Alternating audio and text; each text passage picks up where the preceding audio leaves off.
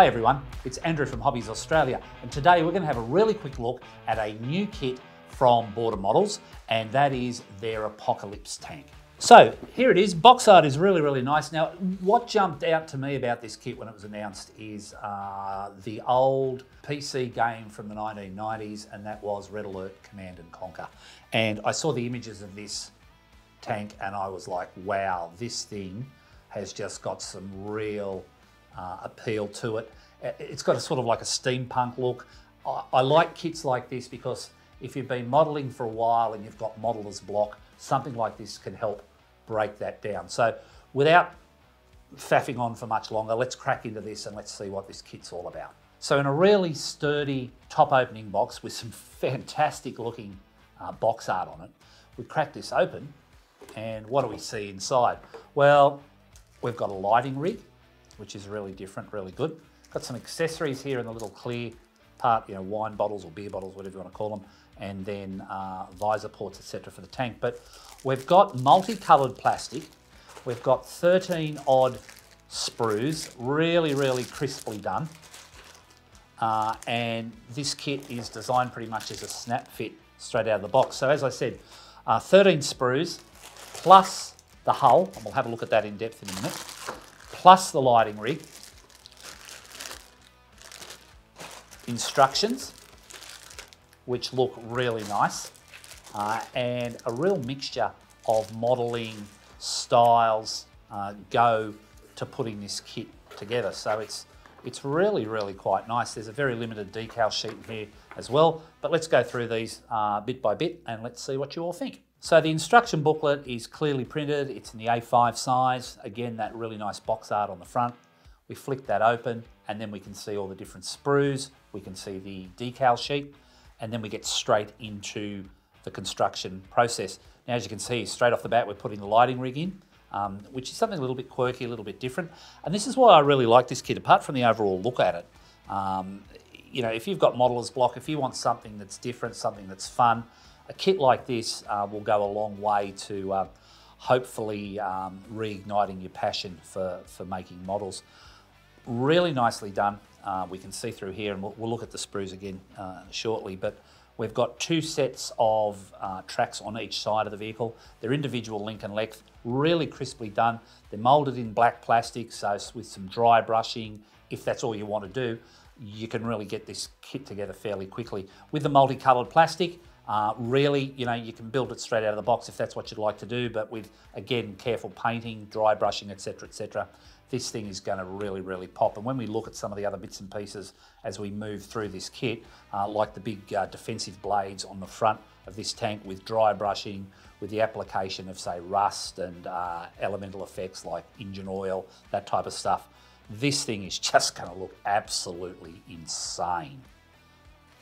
So moving through, I think the lighting system, you're probably going to need to be very careful with that because, as I said, it is a bit of a click-together kit. So if you do put it together and you realise you've done something wrong, you could have a real amount of frustration trying to pop those parts apart. So just be careful with that.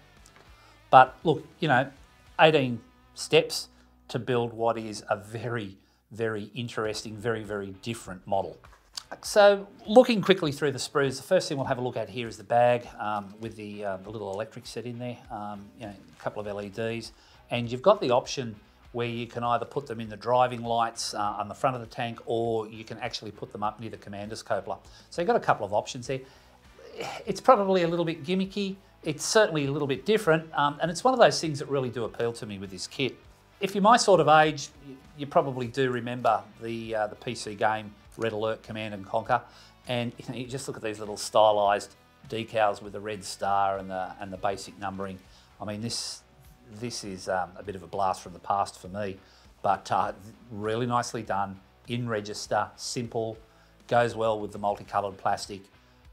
Really screams out to get this kit and to build it, not make it a shelf queen or throw it in the stash, but to actually get in there and over the process of a weekend, get this kit built. Just quickly here, we've got the clear parts, so we can see we've got a whole heap of bottles which we can put around the tank for a little bit of added effect. We've got commanders, cupolas, drivers, vision ports, that sort of stuff.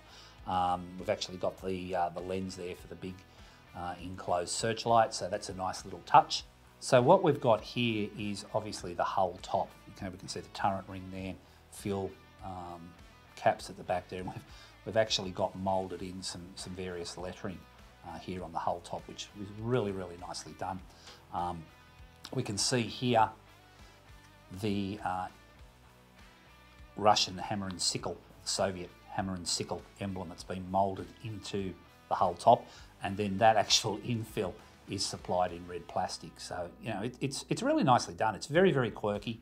Yeah, I really do like this, and the more I look at this kit and the more I sort of break down the sprues and get involved in reviewing it, the more impressed I am, and really excited to be able to have the opportunity to build one of these. You can actually see, and we'll get closer images of this, but you can actually see the textured finish not only on the hull top but on the turret, etc, etc. This has been really, really well thought out and has been very nicely done. Next thing I've got here to show you is obviously the lower half of the hull. We can see where the two sets of running gears and track will go. Again, we've got that texture that has been moulded in, and it's subtly done. It's not over the top, but at the same token, it's not terribly light. So by painting this up, if that's what you want to do, or just by applying a wash to the plastic as is, or a wash once you've painted it, that texture will really start to pop. With weathering, it's just got to look even better. So the next sprue we're going to have a look at quickly is the eye sprue. Now what you can see here is all the individual link and length tracks, and I know there's people out there with armoured models, you know, you either love link and length or you hate it. I don't think there's any two ways about it, but because they've broken down the track run into two separate sections on each side, it probably makes it a little bit more palatable. But again, you know, crisply done, nice tread detail without being over the top, and it's going to go together fairly easily. You're obviously going to need to work out the track lengths that you need for each side, but we've got here main runs, and then we've got the individual ones to go around drive and return sprockets, so that's all nicely done. We've got some of the big awesome blades that are mounted on the front of this beast, and they look really good. And again, some closer images will show you the detail. And again, if when we're painting this or we're detailing it with dry brushing, with weathering, with putting some elemental effects on here, oil, fuel stains, that type of stuff, this is just going to look really good. We've got some, I guess for want of a better term, anti-aircraft machine guns there that get fitted on the top of the turret. But look, this is all very, very nicely done. As you would expect, being new moulding, it's flash free, the attachment points aren't over the top, and they're certainly in logical places where cleanup is going to be quite easy. And it's not going to be a shake and bake kit, but I really can't see this causing an experienced modeller or even a middle level modeller any real issues. Probably not a kit for the beginner, but what I'm seeing so far, really, really impressed with. So I guess just moving on to this part, and I did mention to it earlier, the hammer and sickle emblem done in multicoloured plastic. And what I'm trying to do here is just select different sprues based on the colours so you can get an idea of what they're done like. So here we have obviously the red plastic, so we've got fire extinguishers, we've got the hammer and sickle, we've got a few of the add-on things for the side for storage. So nicely done. Again, careful dry brushing, gonna look really, really good. Sprue L is some storage, or a storage box, a very large storage box to go on the back of the tank. And if we have a look here, it's done in that brown wooden colour. This is probably, to me, a little bit sickly, but again, with a little bit of careful colouring. The patina on the timber is there, so with dry brushing to pull out the grain, you know, you're going to be able to get a really, really nice finish straight from the box.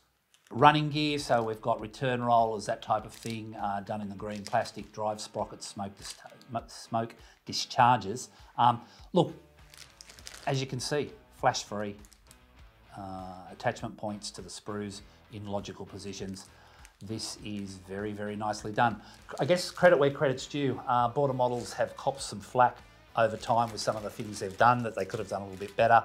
I think they're learning with each new release that they announce and bring to market. They get that little bit more proficient, that little bit more experienced. Last Friday, for argument's sake, they announced the 135th Supermarine Spitfire. Here we go again. These guys are pushing the boundaries, bringing out different subjects in different scales that 6 months, 12 months ago we wouldn't have thought. One of the new releases that will be with us shortly is their Japanese carrier deck section with dive bomber. That's going to be something I'm really keen to get my hands on. We saw what the U-boat section was like. That was really good. We're looking here at their Apocalypse tank. Really, really nicely done.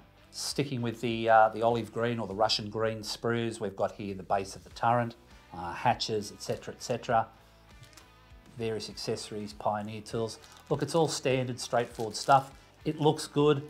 I guess the easiest way would be for you to go out to buy one of these kits and to make your own mind up about what you think of the quality of the Bordel Model Apocalypse tank. Here in grey, we've got things like fuel drums, we've got anti-air missiles, gun barrels, a couple of sprues of those, so really, really nicely done. Second lot of grey sprues, things like engine fan covers, extra bits and pieces, part of the chopping mechanism on the front of the tank. Really nicely done, really well done. As a bit of a closing point, this is the turret top. Now, as you can see, this is a fairly chunky mould, but it's done in one piece. Again, lots of detail. We've got the textured finish on it. This is really nicely done. I think this is a great kit personally. So one thing we didn't look at, but we'll cover off here quickly, is we normally look at the sides of the boxes to see what's going on. And here you can see the Apocalypse tank built, painted, weathered, detailed, etc. I mean, that just looks amazing. So not only does it appeal, I guess, to guys who enjoy modelling armour, this has got a lot of potential with a lot of the tabletop guys. I mean, you could imagine something like this built and on display with a platoon of Space Marines around it. It's got that real steampunk feel about it, and I really, really am very impressed with this offering. I just think it just pushes the boundaries, and I think that's what we need in our hobby. It's not a standard World War II fighter plane, or it's not a Tiger tank. It's something different. It's left of centre, and that's what is really, really good. And I think that's what's really enjoyable. And I know for somebody like myself who's been modelling for so long, a kit like this, and I keep saying it helps break the modeller's block. It gets you excited. It makes you want to get onto the workbench and get modelling again. And you know, for that reason alone, I would rate this kit an 8.5 out of 10. No two ways about it. There's the other side of the box, and again, Ryan will get some better images for you during the course of the video. But look, really nicely done. I can't probably talk highly enough about this. Well, I could, but I'll bore you all crazy. So there it is, Bordel Models, the Apocalypse tank, available in hobby stores around Australia and through online retailers now. So until next time we get to have a chat and catch up, I'm Andrew from Hobbies Australia. Stay safe, take care, and as always, let's get out there and build more kits.